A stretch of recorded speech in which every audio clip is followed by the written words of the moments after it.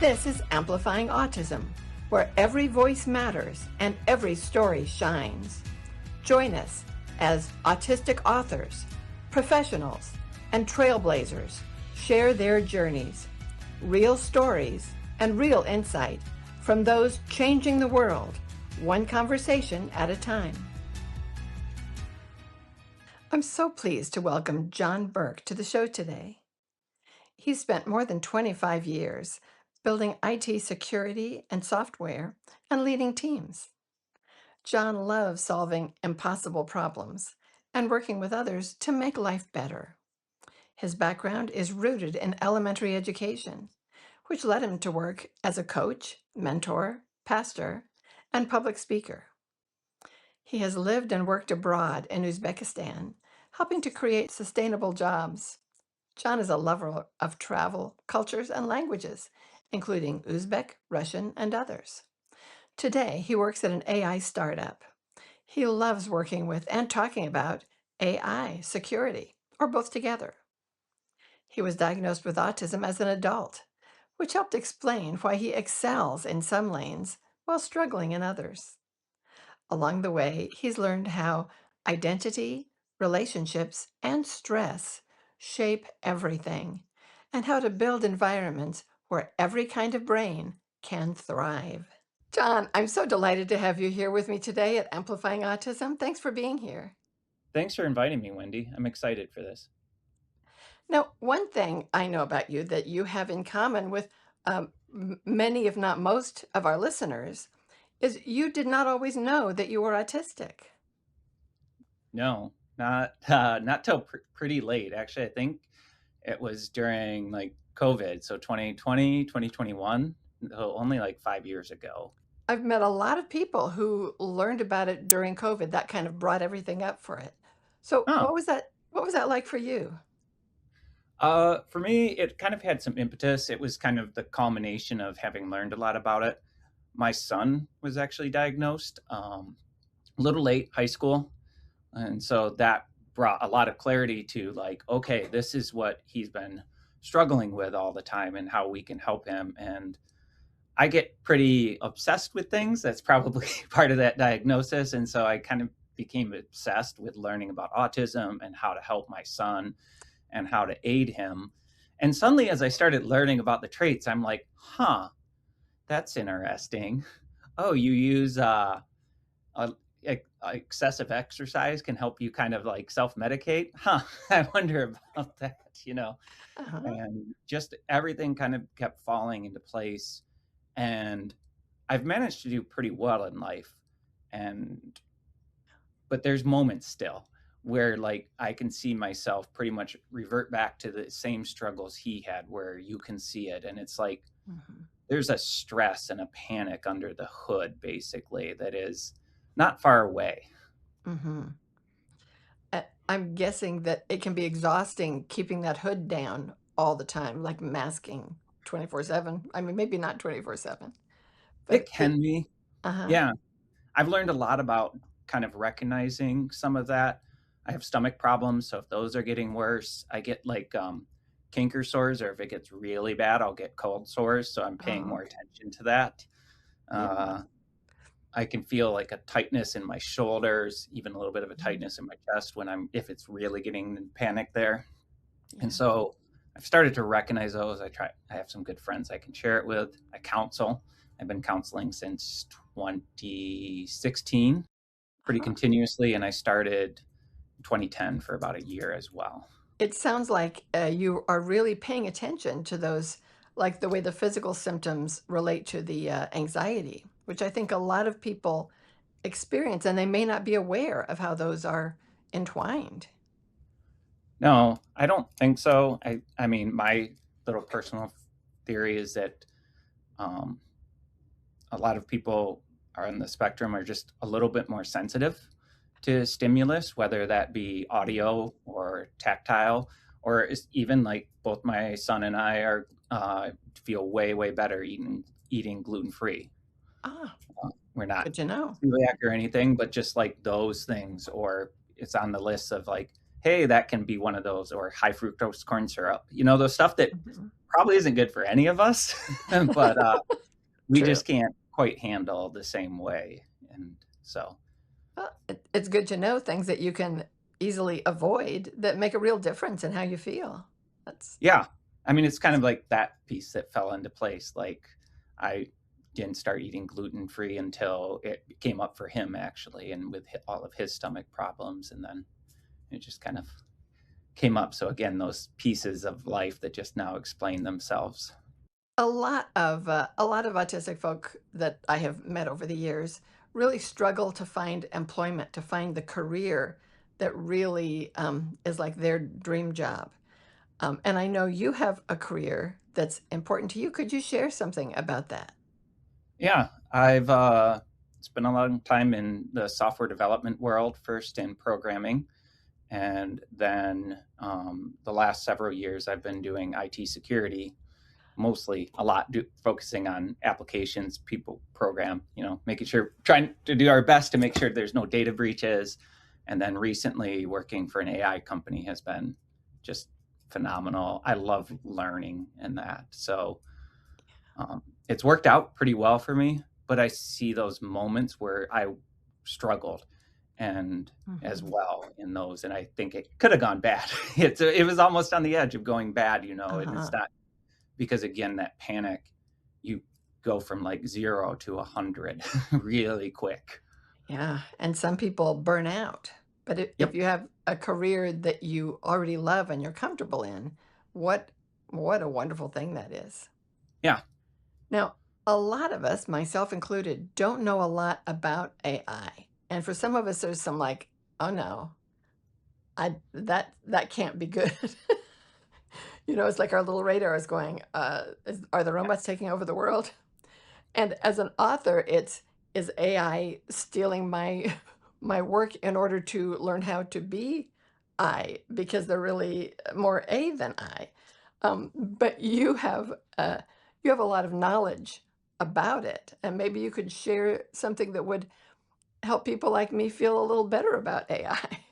Yeah, I mean, I find it an incredibly helpful tool, but just like any tool, it has its misuses. You can use it wrong and even hurt yourself, just like Mm, slam my thumb with a hammer I don't know how many times and lost the thumbnail, like even yeah. unintentionally doing that. And yeah, there are some of those scary pieces out there of like, will it take over the world and all of that. I guess where Will I it? come at it and is AI is here to stay. Like, by not using it, we're actually putting ourselves at a disadvantage.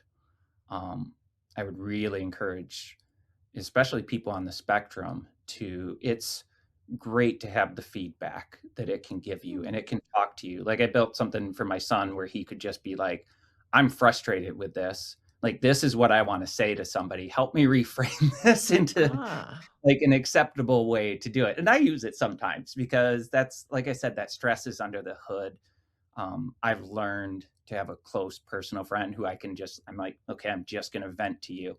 And this is so that I can go and do it in a good way with other yeah. people. But AI can be that for us. But Uh-huh. you want to make sure that it really is giving you the good advice. Don't just take the first thing that it says. Ask it, are you sure? And Uh-huh. like, if I was asking about something to say on here, I'd want to say, is Wendy going to like this if I say that? And just kind of ask that because Uh, AI is trying to be helpful, but you don't always know. It doesn't always know what help you want. And so yeah. um, there's a lot of training, a lot of giving instructions. It's called prompt engineering. Uh, and I encourage people to look that up if they haven't. Like, giving good prompts is really what's going to get you the most out of AI in today's world. Hopefully, as we get it better, it's getting those better and better. Okay, prompt engineering. Prompt You know, engineer. yeah. Before I retired back in the olden days, we had no AI. And Yeah. there were times when I was working in a large school district or a Department of Education. And if sometimes I would write an email and not send it and call my best friend over and say, read this and tell me if you can tell how angry I really am. because I don't want the reader to know how angry I really am, but I want them to have this information. And she would read it for me and she'd say, just take out the last sentence, or just take out this adjective. Or she'd say, send it the way it is. They need to hear that.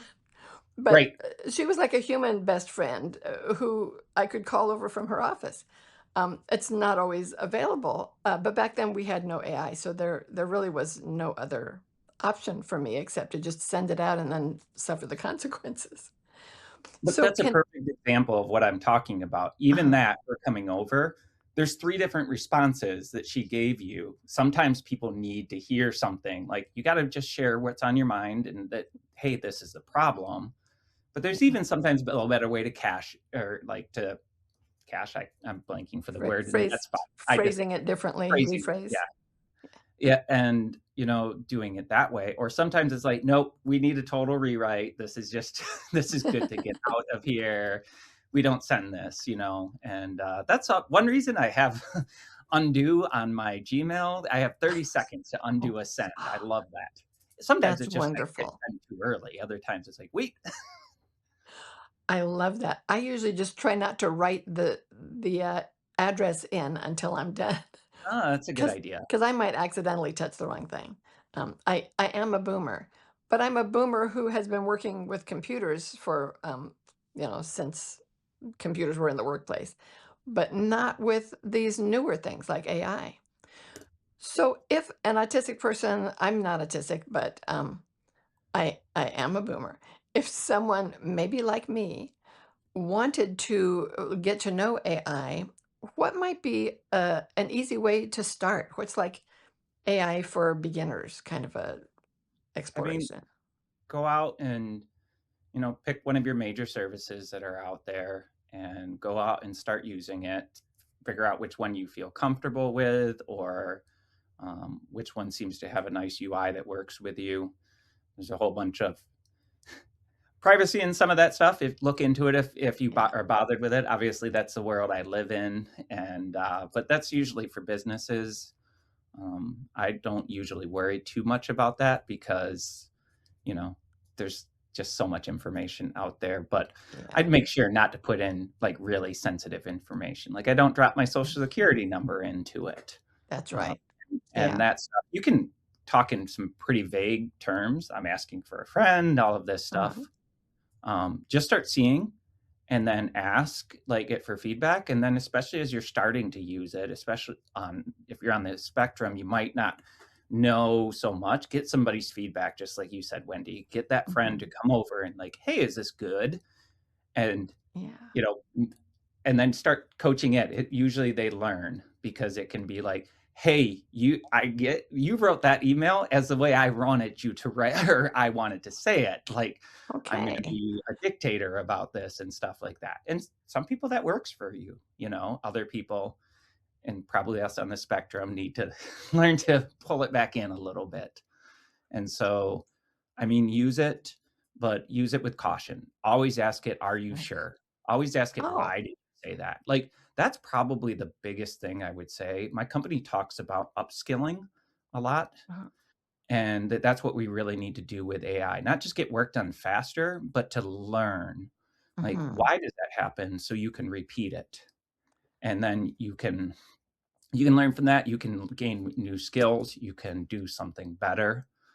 And Yeah. you often find out when you ask why, it'll tell you like, "Oh, you want to tell them so that there's no," you know, or this is us talking, likes to get collaboration in that. Like, why did it pick that tone? Um, what do So you so what ask is them it, right? why and Yeah, ask ask them, why. are you sure? Are you sure? Do you Interesting. understand my question? It's Ah. really like talking to a person, and you can even have interactive conversations. It can quiz you on stuff now. It's just, it's a great tool that's out there, and a lot of people we have, talks. I'll put it actually, I'll make sure to send it to you, Oh, cool. I'll but put it in the show notes. there's, CI forecast, so just the Oh. letter C, the letter I, and then forecast, all one Uh-huh. word, .com, and we have talks from economic experts, AI experts, general, like, hey, let's treat people better experts. Like we had Terry Tate on there, Goldie Hawn came on there. My company just hosted these. They're public, a lot of times touching AI and dealing with this. We get all sorts of people on there, people who are scared about it, people who are excited about it, all ends of, or somebody who's just looking and um, lots of Mhm. good talks. We just had General Petraeus on there to talk about some of the big situations around recent events and everything. Uh, he was one of the commanders in some of our big initiatives like Afghanistan and Iraq. So, Yeah, yeah, pretty. important people. Yeah, but the cool thing is you get to ask them questions live. So you can Yes. submit questions ahead of time, you can ask them, and there is stuff for anybody. Wendy, you mentioned being worried about AI. Well, we had two well-known journalists on there. I'm blanking on their name. Rose was one of them, and they came on and talked about how AI can help and how AI can hurt, and their worries about that. We had the author of Wednesday on there talking about the same thing. Huh. We had Michael Uslan, creator, producer of all the Batman movies, the early Batman movies. He was talking Okay. about the same thing with how do you do comic books now. It's a challenge, and I think I encourage people Yeah. to be out there um, talking about this stuff. Autistic people, Yeah. especially, because we worry, we focus on something like Mhm. the fact that it could robots and stuff becomes a huge thing for us. So take in this information and don't just when you're talking with people, don't just tell them like robots are going to take over. Just ask the question again. Learn to ask these Yeah. questions, like, or learn better. Express your emotions on it. I'm worried Uh-huh. about robots taking over, and what do you think about that? Uh, Mhm. And is getting the feedback. Yeah, because you know you say robots are going to take over, you're going to get in an intellectual debate about if that's actually happening or not, or well, Yeah. maybe I not don't now, really but think 5 or it 10 is. years, you know, Uh-huh. maybe. But I'm worried is just how I'm feeling. Nobody can really argue with how you're feeling. Okay. Now, just if we have any listeners who are like me, back at the beginning of this question, you said to try different ones. Yeah. I don't know how to do that. What are the different what would I type into my search engine in order to try different AI? Well, not to exclude any, but I'll just mention some of them. ChatGPT is one. Okay, I have heard of that one. You've heard of ChatGPT probably. Yes. Google Yeah. has that's OpenAI has that. Google has Google has okay. Gemini. Gemini, Um, there's a company called Anthropic that has Claude. Claude. That has Okay. a whole bunch of different backers. And then Microsoft has their Copilot. And Okay, so Copilot. a lot of these you end up using even if you don't know it. This is the other thing I about AI. Like, yeah. I've had this happen. yeah, right, And and I'm glad that people are working to correct this because I have at times asked a question and the first thing that pops up is one of the AI and I won't mention their name, but it's one that pops up on the computer. And right. it gave me a couple times it gave me an answer that I knew it to be wrong. That wasn't I was looking for a different it gave me something connected to it. Okay, I'll just tell you. I was watching a Bluey episode, the cartoon Bluey, Okay. and the one with the where she wanted to eat the dessert. Now I'm blanking on the name of the dessert, pavlova. Oh, But her parents wanted her to eat edamame beans, and she said she didn't want to, but she had a really cute way of mispronouncing edamame like emadani or debamame. yeah. And I couldn't remember how Bingo said edamame. So I asked the computer, and the computer told me in the Bluey TV show, the character of Bingo pronounces edamame as pavlova. Mm, And that was just wrong. right. But I Yes. should have asked a follow-up question, I think. I just thought, "Oh, no, I just don't wanna look at any AI because Yeah. they don't know what they're talking about." But what follow-up question, what should I have said when they gave me a wrong answer? I mean, you can question it. You're like, no, I think that those are two different things on the show, and it might answer that. I think Okay. I didn't we're think so to used to ask it. computers giving us acting like calculators. I put in Yeah. two and add two, and it always is gonna give me 4. Yeah. I would think This is of different. AI as more a very eager person who's always gonna give you an answer, and they're gonna guess what answer you want. Ah. Um, and so that's another thing to try out. I didn't mention Grok, that's another one out there. There's a lot of places, like, they have their own personalities, each one of these a little bit, Wow. and you can tell it also, "Hey, I want you to be a little nicer, a little gruffer, or this stuff," Oh, but, interesting. yeah, but right now, it's just like you or I, so interesting to think, like, what is knowledge? Do we know something? I don't know. I think we just guess. You know, sometimes we're really certain on it, Yeah. And but it's sometimes all, we're wrong too. and sometimes we're wrong. Even things I think I'm certain on, I'll get wrong, or I just didn't know context, or I forgot it, Mm. or Yeah. misspoke. Mhm. That's what AI can do now. So it's no Okay. longer a computer that's always going to give you the right answer. It's going to give a answer, and these large language models, which are not all of AI, there's tons of other AI, and people are Yeah. starting to look at that. Um, these are coming with they just have taken in all of the language that they can, and are trying to say, here's how I see a lot of people responding in this situation. And they'll Interesting. put their own bent on it too, if, Yeah. um, But a wrong answer isn't the end of the line with yeah, AI. It's the beginning of an interaction, where things could get better. But I think right, we need to be aware to not accept it as if it's calculator. The answer is 4, to not just accept everything that AI says. Um, yeah. I mean, yeah, and just like me on this podcast, or the stuff that I found that works to help me cope with autism, and some of it I've done over the time, and some of it, as I'm learning, I'm doing more as a practice now. I do a lot of mindfulness.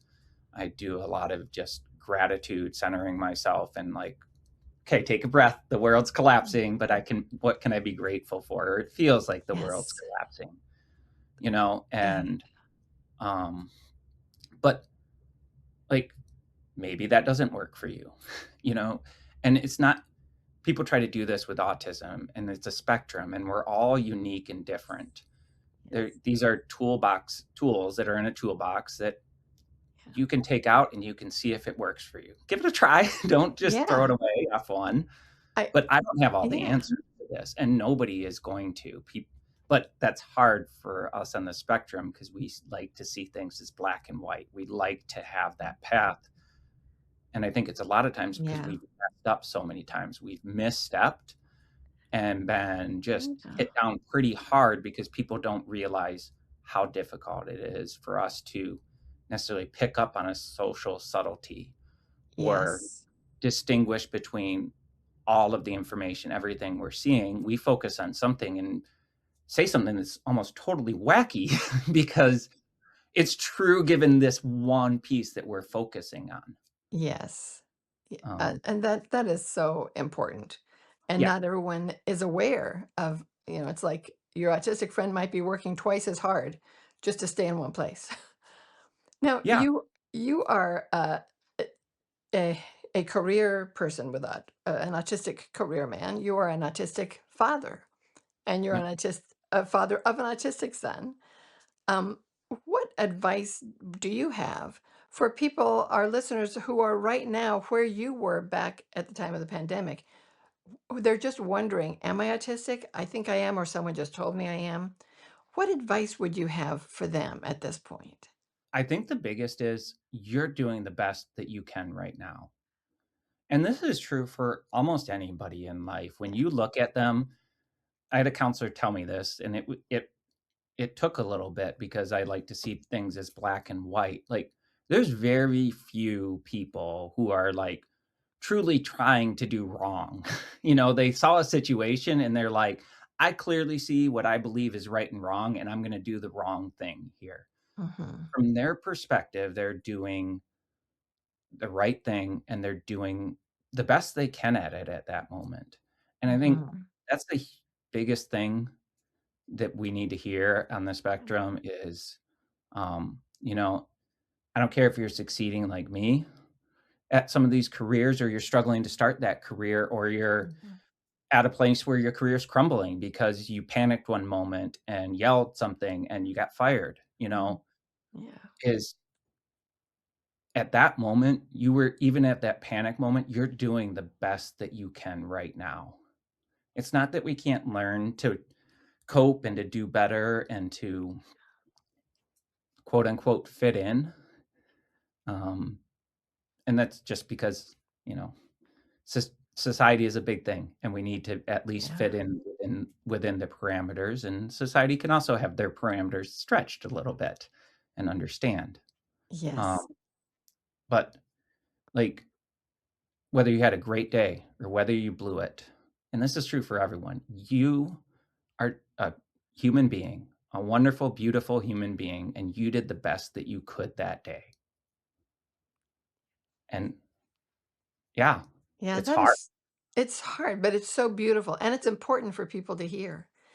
What you said about trying to fit in, but also the parameters need to change to Yeah, allow people to fit in, reminded me of a quote. I can't remember who said it, but they said the problem with trying to fit a square peg into a round hole isn't that it's hard work. It's that when you do it, you destroy the peg. right. And Yep. we don't want to destroy the square pegs. We kind of would rather that society would make corners open for them so that they can fit in and still be themselves. I absolutely agree. We want to, and I love where society's going, where regardless of who you are, we can accept and start that we're all humans and we're all trying. Um, that's in fact what I talked to. I know Joe Sanic put you and I together. I talk with him all the Yes. time. I've thought about starting up a podcast called like Someone Like Me. He came up with Oh, that. I came up with Let's Build Something Together. I I think like both of those everybody, titles. yeah, building something together came from actually I mentioned I've worked as a pastor and like the Old Testament when David built the temple, like this one people he actually had people from all of the countries all over the place, even the ones they didn't get along with, helping to do it. And that was a really cool thing that we don't have to get along, we don't have to agree necessarily to treat each other well and do something amazing together. Yes. That And is, yes. yeah, and if you disagree with somebody, that doesn't make them totally useless either. Right. Right. And that's very hard, especially in difficult times in our life and in our history. It's so hard to keep the openness uh, alive. And that's an important part of being human. Right. I really hope that when you get your podcast up and running, you'll come back and be a guest again and talk about that here. I I would would love love to to. have you I'm back. trying to actually get on a little bit of more talking episodes and get my name out there a little bit more. Yeah. I think I've learned a lot about this. Um, I mean, I Well, think one of the reasons I succeed is obsession too.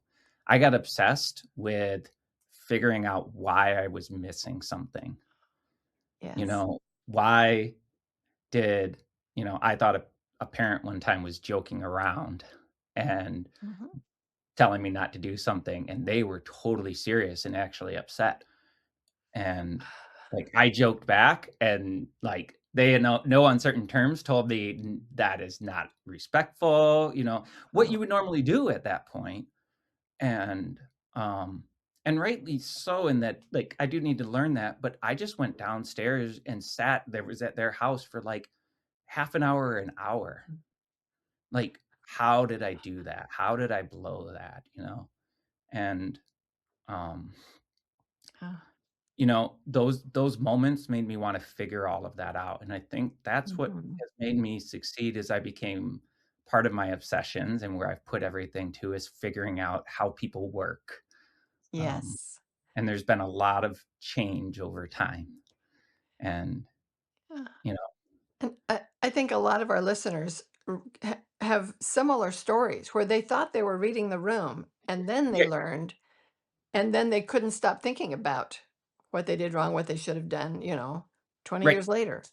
Um, Oh, I and remember all of my mistakes in life. I have a really good memory.